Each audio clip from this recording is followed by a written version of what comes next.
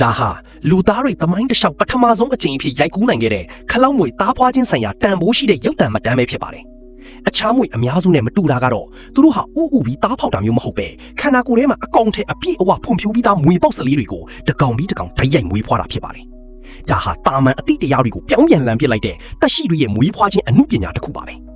မွေပေါက်စလေးတွေမြေပြင်ပေါ်ကျခြင်းပါပဲ။သူတို့ကိုပတ်ထားတဲ့အချင်းချင်းမြေပါကိုအားကုန်တုံပြီးတိုးဖောက်ကပထမဆုံးလက်ဆက်တဲ့လေထုကိုစတင်ရှူရှိုက်ကြပါတယ်။ဒီအချိန်မှာတော့သူတို့လေးတွေဟာဒီကဘာကြီးရဲ့ရက်စက်မှုတွေကိုမသိကြသေးပါဘူး။အမေရိကန်နိုင်ငံကိုလိုရာဒိုကုန်းပြင်မြင့်ရဲ့နှက်ရှင်းတဲ့အရက်ဒေသတစ်ခုမှာတော့စီးနှင်းတွေအကြီးပြောလို့တက်ရှိအပေါင်းနိုးထလာကြပြီးတိမ်မြုပ်နေတဲ့နိုးထခြင်းပြဆက်တစ်ခုဟာစတင်လို့လာခဲ့ပါပြီ။ရှည်လျားလာတဲ့စောင်းခုချင်းကားလာကိုဖြတ်တန်းခဲ့ရတဲ့အစိတ်ပြင်းခလောက်ငွေရာပေါင်းများစွာဟာကြောက်ဆောင်အကြောင်းတွေကနေဖြင်းညင်းစွာထွက်လာကြပြီးတကောင်နဲ့တကောင်ရစ်ပတ်လုံးထွေးနေကြပါတယ်။ပြင်းထန်တဲ့စောင်းရသည့်အေးတံကသူတို့ရဲ့ခန္ဓာကိုယ်ထဲမှာရှိတဲ့အစီဓာတ်တွေကိုကုန်ခန်းသွားစေခဲ့တာကြောင့်အစာကောင်းပါတဲ့တောင်ဆောင်တွေကနေတားကောင်တွေပေါ်များလှတဲ့လွင်ပြင်ဒေသစီကိုဒီမွေဆိုးတက်မတော်ကြီးဟာတန်းစီရွှေ့ပြောင်းလာကြတာပါ။ဒါပေမဲ့ဒီလိုအသက်နဲ့ရင်းရတဲ့ခရီးချမ်းကြီးပေါ်မှာအမမွေတစ်ကောင်ဟာတီးတန့်ဖြစ်နေတဲ့ဂူတကူတဲကိုတကောင်နဲ့တွားသွားပြီးဝင်ရောက်သွားခဲ့ပါတယ်။တကယ်တော့သူဟာမီးဖွားတော့မဲ့ကိုဝင်ဆောင်အမမွေတစ်ကောင်ဖြစ်နေလို့ပါ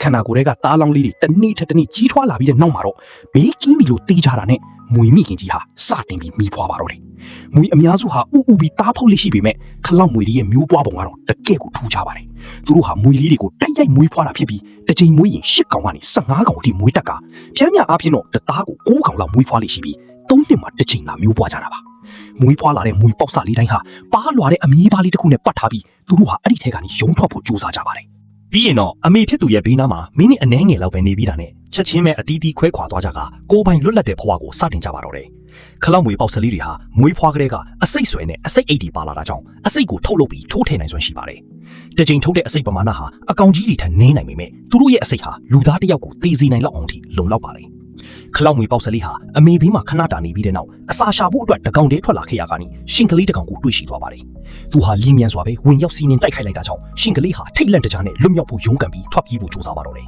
။ဒါပေမဲ့မျော်လင့်မထားပဲမွေပေါက်စလေးကထပ်မံကြိုက်ခဲလိုက်တာကြောင့်ရှင်ကလေးဟာခြေလန်းအနှင်းငယ်ပဲရှောက်ရသည်ခင်ပါတယ်။မြေပြင်ပေါ်လေးကျသွားပြီးပြန်မထနိုင်တော့ပါဘူး။ခလောက်မွေရဲ့အစိတ်ဟာအဓိကအဖြစ်အာယုံကြောအစိတ်နဲ့တွေးအစိတ်တွေဖြစ်ပါတယ်။အာယုံကြောအစိတ်ကအာယုံကြောနဲ့ကြွက်သားတွေကြားအချက်ပြဆက်သွယ်မှုကိုပိတ်ဆို့ပြတာကြောင့်ကြွက်သားတွေလီဖြတ်ခြင်းအသက်ရှူခက်ခဲခြင်းနဲ့အသက်ရှူလမ်းကြောင်းပျက်စီးခြင်းတွေကိုဖြစ်စေပြီးသွေးအစိတ်ကတော့သွေးနဲ့တစ်ရှူးတွေကိုဖျက်ဆီးဖြစ်တာကြောင့်ကြွက်သားတွေကိုပုတ်ဆဲသွားစေတာပါ။ဒါပေမဲ့အောက်ကခလောက်မွေပေါက်စလေးကြတော့ကံမကောင်းစရာပါဘူး။ तू ကအိမ်ကနေထွက်လာကစားမှတင်ရှင့်တကောင်ရဲ့တွေ့ရှိခြင်းကိုခံလိုက်ရပါတယ်။မွေပေါက်စလေးကအရှိကိုဆက်ပြီးတွားသွားနေပေမဲ့အန်ဒီရဲ့ကသူ့စီကိုရောက်ရှိလာတော့မယ်ဆိုတာကိုတတိမထားမိသေးပါဘူး။ဒီရှင့်ကတော့ရှောင်ပြေးမသွားပဲအနားကိုတမင်တကာပြေးလာပြီးမွေပေါက်စလေးကိုလမ်းကနေပိတ်ဆို့ကယူသွတ်စွာဝင်ရောက်တိုက်ခိုက်ပါတော့တယ်။မွေပေါက်စလေးဟာအခုမှမွေးကားစားဖြစ်လို့တိုက်ခိုက်ရေးအတွေ့အကြုံမရှိတာကြောင့်ရှင်ရဲ့လက်ချက်ကိုဘလို့မှမခုခံနိုင်ပဲရှင်ရဲ့ဖတ်တွေ့ပြီးယူယူမူမူကြိုက်ခဲခြင်းကိုခံလိုက်ရပါတော့တယ်။ဒါဟာခလောက်မွေလေးကဘာလေးကိုစတင်ချီချလိုက်တဲ့ရက်ဆက်လာတဲ့အခိုက်အတန့်ပါပဲ။တဘာဝတရားကြီးဟာ